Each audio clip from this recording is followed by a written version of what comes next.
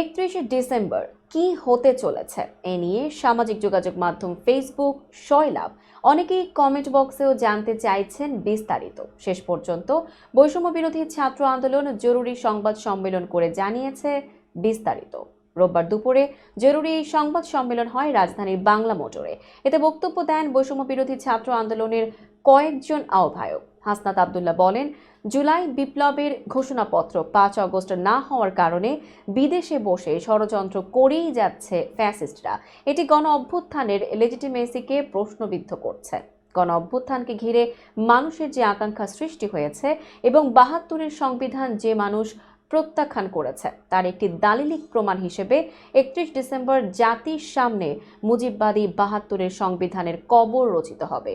নতুন বাংলাদেশ বিনির্মাণে মানুষের আকাঙ্ক্ষা ঘোষণার 31শে ডিসেম্বর মানুষ শহীদ মিনারে জড়ো হবে।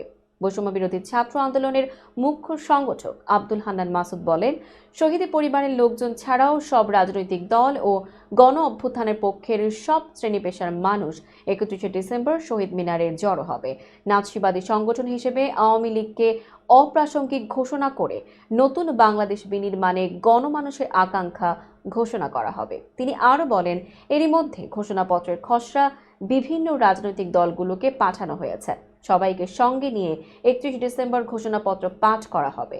জাতীয় নাগরিক কমিটির মুখ্য সংগঠক ও জুলাই শহীদ স্মৃতি ফাউন্ডেশনের সাধারণ সম্পাদক সার্জিস আলম বলেন, বিপ্লবের ঘোষণাপত্র আরও আগেই দেয়া প্রয়োজন ছিল, তবে রাষ্ট্রকে এগিয়ে নিতে বিভিন্ন সেক্টর থেকে সহযোগিতা পাওয়া যায়নি। তিনি আরও বলেন, ঘোষণাপত্র বাংলাদেশের একটি দলিল হয়ে থাকবে, যা বিগত সিস্টেমগুলো যেগুলো মানুষ গ্রহণ করেনি এবং নতুন যে সিস্টেম চালু হবে তার পার্থক্য হিসেবে থাকবে। নতুন যারা দেশ পরিচালনায় আসবে তাদের জন্য এই ঘোষণাপত্র একটি নির্দেশক হিসেবে থাকবে। এটি বাংলাদেশের সব মানুষের আশা আকাঙ্ক্ষার প্রতিফলন ঘটাবে।